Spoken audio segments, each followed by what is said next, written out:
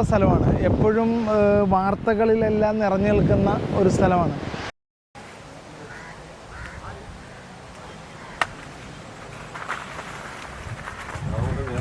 ഇതിൻ്റെ ഒന്നും മുകളിലൊന്നും ആരും കയറാറ് പോലും ഇല്ലെന്ന് തോന്നുന്നു. കരിമണല്ലേ, എത്ര നമ്മൾ ഇതാക്കിയാലും താഴത്തേക്ക് പോകുന്നതോറൊക്കെ കരിമണൽ തന്നെയാണ്.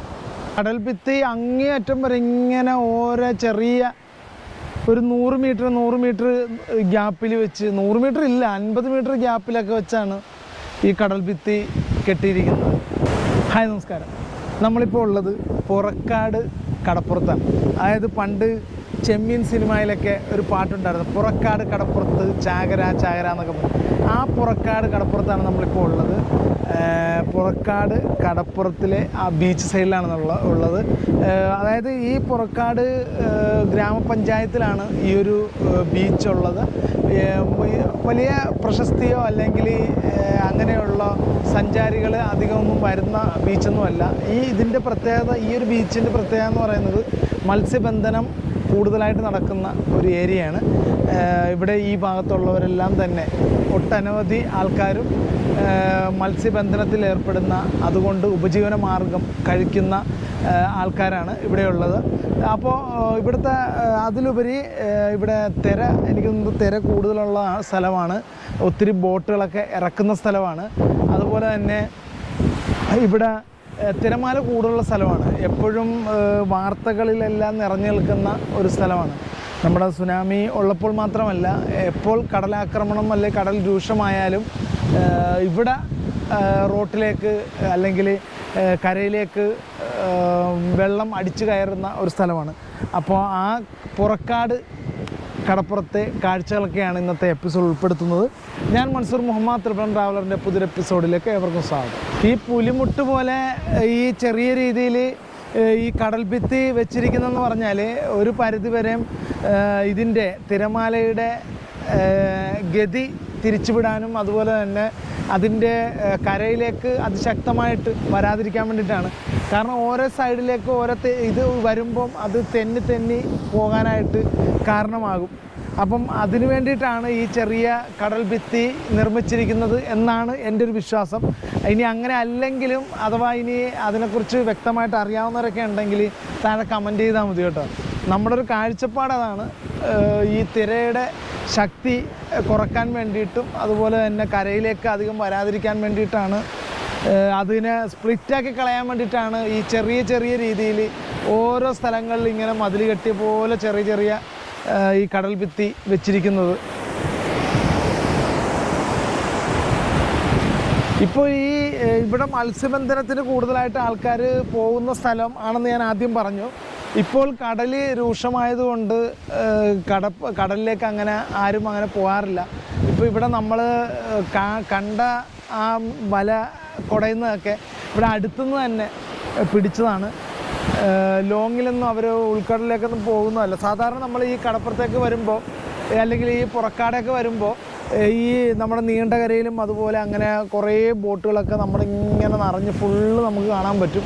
പക്ഷേ ഇതിപ്പം നമുക്ക് കാണാം ഒരൊറ്റ ബോട്ട് പോലും ഇവിടെ ഇല്ല. ഇപ്പം നിലവിൽ ചാകരയുള്ള സമയമാണെന്നാണ് ഇവർ പറയുന്നത്. അതായത് മീൻ അത്യാവശ്യം ലഭിക്കുന്ന ഒരു സമയമാണ്. അതുകൊണ്ട് തന്നെ ഇതിന് തൊട്ടടുത്ത ഒരു പ്രധാനപ്പെട്ട സ്ഥലമാണ് തോട്ടപ്പള്ളി സ്പിൽവേ.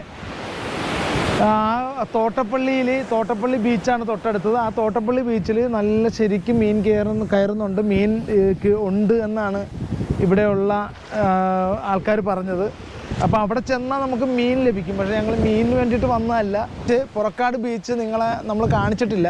പക്ഷേ അതുമാത്രമല്ല, ഇതിനു മുമ്പ് ഒരു നല്ല ഭംഗിയുള്ള ഒരു ഹോട്ടൽ ഇതിനടുത്തുണ്ടായിരുന്നു. ഹോട്ടലെന്ന് പറയാൻ പറ്റത്തില്ല, പണ്ടത്തെ പല സിനിമകളിലും അത് കാണിച്ചിട്ടുള്ള ഒരു ചായക്കടയാണ്. ഓല ഷെഡൊക്കെ ഓല മേഞ്ഞ് ഒരു നല്ല ചെത്തി നല്ല റെഡിയാക്കി വെച്ചിരിക്കുന്ന നല്ല ഭംഗിയുള്ള മറ്റേ ഈ ചില്ലലമാരെയൊക്കെ വെച്ച്, അതുപോലെ തന്നെ പഴംപൊരിയും ഉണ്ടംപൊരിയൊക്കെ വെച്ചിട്ടുള്ള നല്ല പഴയ ഒരു ഗ്രാമീണം ഇത് തുളുമ്പുന്ന ഒരു ഹോട്ടൽ. ആ ഹോട്ടൽ പക്ഷേ ഇപ്പോൾ അത് പൊളിച്ചു വേറെ ഹോട്ടലൊക്കെ അവിടെ വന്നു. അല്ലെങ്കിൽ അത് കാണിക്കാൻ വരുന്നത്, അത് നല്ലൊരു നൊസ്റ്റാൾജിക് ഫീൽ നമുക്ക് ലഭിക്കുന്ന ഒരു ചായക്കടയായിരുന്നു അത്. ഇത് കണ്ടോ, ഇവിടെയൊക്കെ കരിമണലുള്ള സ്ഥലമാണ് കേട്ടോ. ഈ തോട്ടപ്പള്ളി ഇതിനടുത്തുള്ള സ്ഥലമായതുകൊണ്ടാണ്. ഇത് കണ്ട കരിമണൽ. അങ്ങനെ എത്ര നമ്മൾ ഇതാക്കിയാലും താഴത്തേക്ക് പോകുന്നതോറൊക്കെ കരിമണൽ തന്നെയാണ്. കോടികളുടെ വിലയുള്ള കരിമണൽ.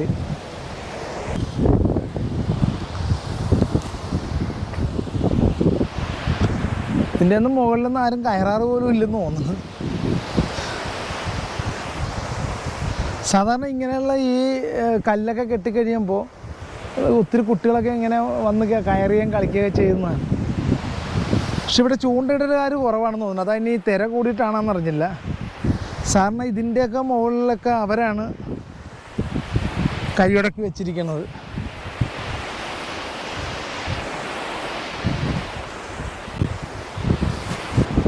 കണ്ട ഈ കടൽ ഭിത്തി അങ്ങേയറ്റം വരെ ഇങ്ങനെ ഓരോ ചെറിയ ഒരു 100 മീറ്റർ ഗ്യാപ്പിൽ വെച്ച്, 100 മീറ്റർ ഇല്ല, 50 മീറ്റർ ഗ്യാപ്പിലൊക്കെ വെച്ചാണ് ഈ കടൽ ഭിത്തി കെട്ടിയിരിക്കുന്നത്.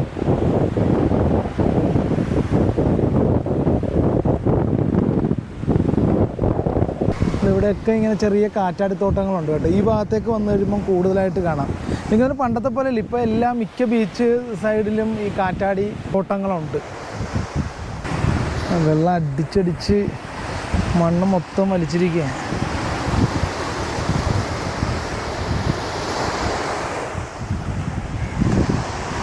ഈ ഹൈവേ വഴി പാസ് ചെയ്യുന്ന ആൾക്കാർ, അതായത് തോട്ടപ്പള്ളിയിൽ നിന്ന് നമ്മൾ നേരെ കായംകുളം റൂട്ട്, കായംകുളം, ഹരിപ്പാട്, തോട്ടപ്പള്ളി, അമ്പലപ്പുഴ, ആലപ്പുഴ, ചേർത്തല അങ്ങനെ പോകുന്ന ആൾക്കാരുണ്ടെങ്കിൽ ഈ പുറക്കാട് എന്ന് പറയുന്ന സ്ഥലം എത്തിക്കഴിയുമ്പോൾ നമ്മുടെ ബീച്ചും ഹൈവേ ആയിട്ട് തൊട്ടടുത്ത് തന്നെയാണ്.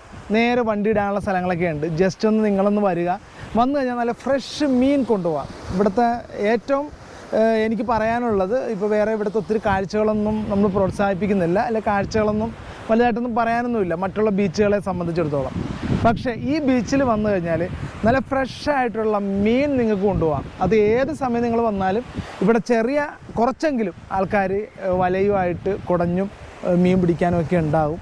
അപ്പോൾ എന്തായാലും നിങ്ങളൊന്ന് ശ്രമിച്ചു നോക്കുക. അല്ലെങ്കിൽ ഈ പുറക്കാട് ഗ്രാമവും ഈ പഞ്ചായത്തും ഈ ബീച്ചും ഒക്കെ നിങ്ങളൊന്ന് കണ്ടു പോവുക. ആലപ്പുഴ ജില്ലയിലെ പുറക്കാട് എന്ന ഒരു ഗ്രാമമാണിത്. തകഴിയുടെ ചെമ്മീൻ എന്ന നോവലിൽ വിവരിച്ചിരിക്കുന്ന ഒരു കടൽ തീരം കൂടിയാണ് ഈ പുറക്കാട് കടൽ. പുറക്കാട് ഒരു പുരാതന തുറമുഖമുണ്ടായിരുന്നു. പുരാതന കാലത്ത് പുറക്കാട് അറിയപ്പെട്ടിരുന്നത് ബുൾക്കരെ എന്നാണ്. വിദേശ വ്യാപാരികൾ ഈ സ്ഥലത്ത് തങ്ങുകയും കുരുമുളക് പോലുള്ള നാടൻ ഉൽപ്പന്നങ്ങൾ വാങ്ങുകയും ചെയ്തിരുന്നു. പുറക്കാട് എന്ന വാക്കിൻ്റെ അർത്ഥം കാടിന് പുറത്ത് എന്നാണ്. 1746 തിരുവിതാംകൂറും ഓടനാടിൻ്റെ സംയുക്ത സേനയും തമ്മിൽ പുറക്കാട് യുദ്ധം നടന്നു. 1754 തിരുവിതാംകൂറും കൊച്ചിയും തമ്മിലും 1756 തിരുവിതാംകൂറും സാമൂതിരി സൈന്യവും തമ്മിലും നടന്ന യുദ്ധങ്ങളുടെ വേദി കൂടിയായിരുന്നു പുറക്കാട് ഗ്രാമം. ഡച്ച് ഈസ്റ്റ് ഇന്ത്യ കമ്പനിക്ക് അക്കാലത്തൊരു ഫാക്ടറി ഉണ്ടായിരുന്നു. ഒരു കൊടുങ്കാറ്റിൽ തങ്ങളുടെ കപ്പൽ കടലിൽ നഷ്ടമായപ്പോൾ പുറക്കാട് കടൽ തീരത്ത് ഡച്ച് സൈനികർ ഇറങ്ങി. പുറക്കാട് ഒരു രാജവംശം തന്നെ ഉണ്ടായിരുന്നു. യൂറോപ്യൻ രേഖകളിലെ പോർക്കയാണ് പുറക്കാട് ചെമ്പകശ്ശേരി എന്നും ഈ രാജ്യം അറിയപ്പെട്ടിരുന്നു എന്നും പറയപ്പെടുന്നു. ഇന്നത്തെ അമ്പലപ്പുഴ, കുട്ടനാട് താലൂക്കുകളാണ് ഈ രാജ്യത്തിൽ ഉൾപ്പെട്ടിരുന്നത്. അപ്പോൾ എന്തായാലും ഈ ഒരു വീഡിയോ നിങ്ങൾക്ക് ഇഷ്ടമായെന്ന് വിചാരിക്കുന്നു. അടുത്തൊരു വീഡിയോയുമായി കാണുന്നവരും സൈനിങ് ഔട്ട്, മൻസൂർ മുഹമ്മദ്.